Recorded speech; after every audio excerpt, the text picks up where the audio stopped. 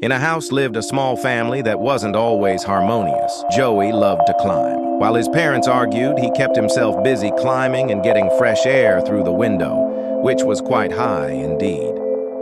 Joey overslept, woken by his blaring alarm.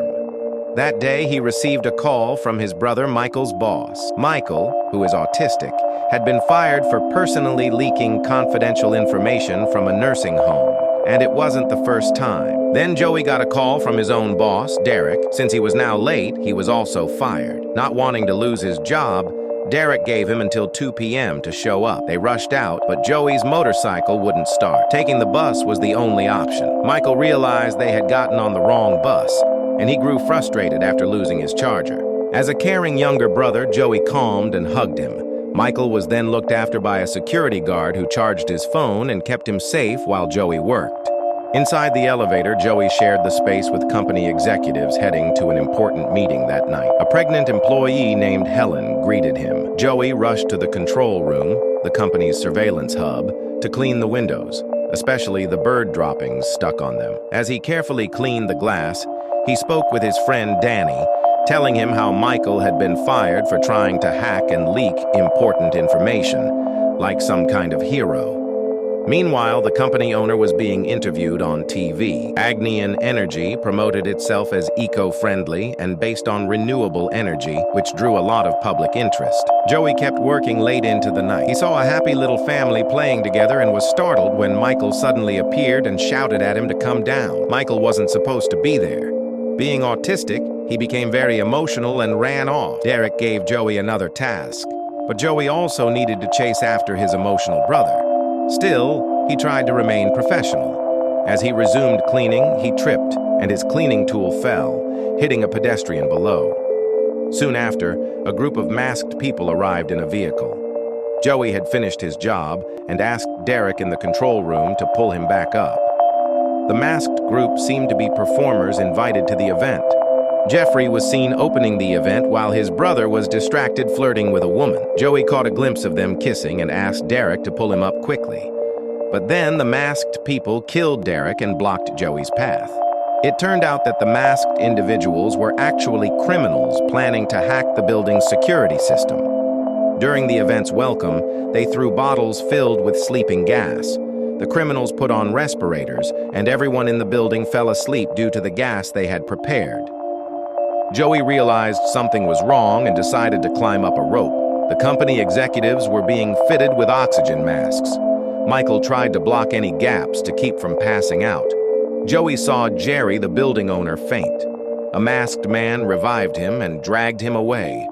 Jerry noticed Joey outside, but luckily survived. The masked man removed his mask.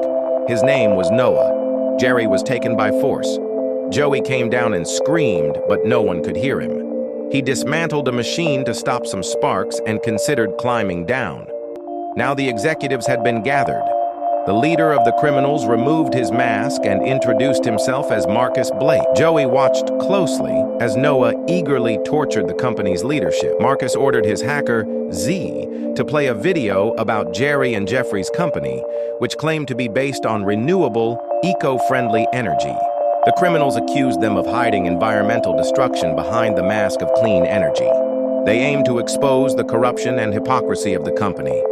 Jeffrey tried to talk things through, but Noah lost his temper and killed him with a bottle.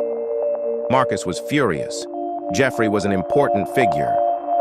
Joey climbed up and burned a window with cleaning fluid to send an SOS signal. The police began to approach. Marcus was shocked when his crew revealed a bomb that wasn't part of the plan. It had been secretly planted by Noah. Jerry tried to escape while a female assailant aimed at him, but she was stopped. Noah chased Jerry to his room. Meanwhile, Z, the hacker, operated the elevator to lift Joey. She added a counterweight to balance it, but it ended up being unstable. Jerry was captured, and Noah kept a gun pointed at him. Marcus scolded Noah, but Noah rebelled and led a coup, shooting Marcus, his own leader. Noah leaned over Marcus and revealed his true belief. The world is dying, and revolution isn't enough. People who act like a virus must be eliminated. One of Marcus's loyal men pulled a gun, but it was over. Noah had taken control. He asked Z to choose, him or Marcus. She chose Noah. Z broadcast Noah's statement to the world, but Marcus's loyalists tried and failed to resist. Joey attempted to climb to higher ground, though the rope swayed and was unstable. He grabbed one of the criminal's pistols and found his brother Michael knocking at the window. Soon, Noah appeared and greeted Joey. It turned out they knew each other. Noah threatened Joey using his autistic brother as leverage. Like a clever psychopath, Noah whispered to the police, falsely claiming that a woman had shot someone, framing Joey. He also threatened to shoot Helen unless Joey emptied his gun. Joey had no choice but to fire and waste all his bullets. Now helicopters and snipers began to target Joey. Meanwhile, SWAT leader Royce and Detective Khan were trying to identify who was inside the building. They discovered that the building's executives and even the Minister of Defense and Environment were being held hostage inside. Joey now intended to retrieve the thief's phone, while a sniper kept him under close watch. But the crane tilted, causing the criminal to fall down. Joey managed to grab the phone. His goal was to call 911 and get connected to the SWAT commander to explain that he was not involved in the ongoing rebellion. He insisted he needed to re-enter the building and rescue his brother Michael. Meanwhile, Noah was forcing the company executives to publicly confess their environmental crimes. Detective Khan concluded that the original rebel leader was Marcus, a radical environmental activist. But now, leadership had shifted to Noah, someone who embraced an anti-human ideology. He had overthrown Marcus by throwing him off the building.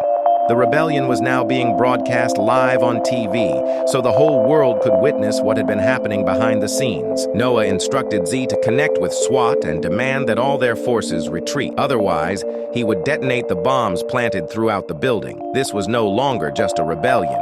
It was becoming a massive terrorist massacre. As the SWAT team began to pull back, a vehicle beside them suddenly exploded, killing 5 SWAT officers.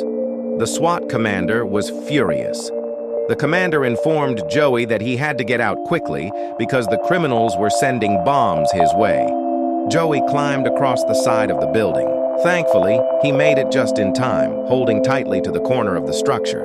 The crane collapsed and caught fire. Noah received word that Joey had died in the explosion, but he wasn't satisfied. He sent his men to confirm it personally. Royce contacted Joey and was relieved to find out he was still alive. Joey requested that a sniper shoot through the glass so he could break in.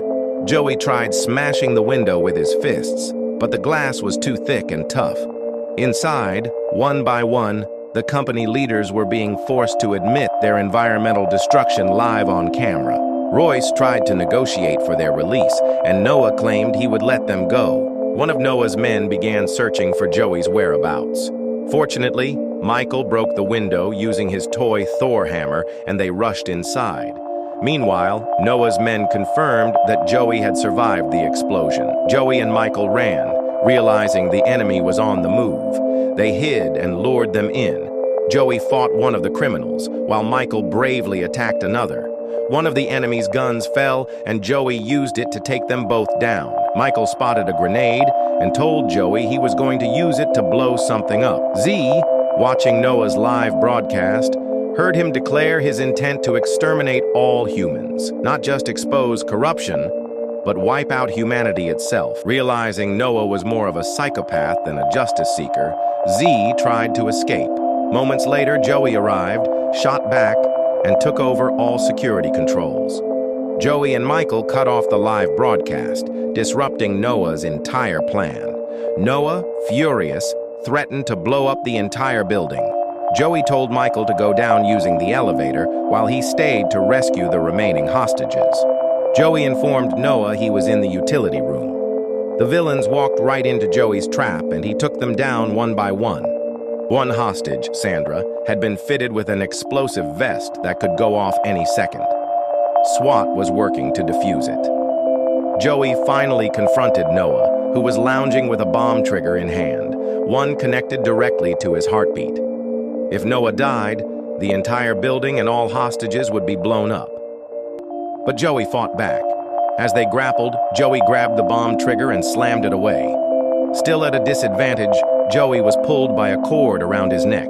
Using a shard of glass, he wounded Noah's hand and kicked his leg, nearly sending him over the edge. The film ends with Joey and Michael finally free, living a life filled with happiness.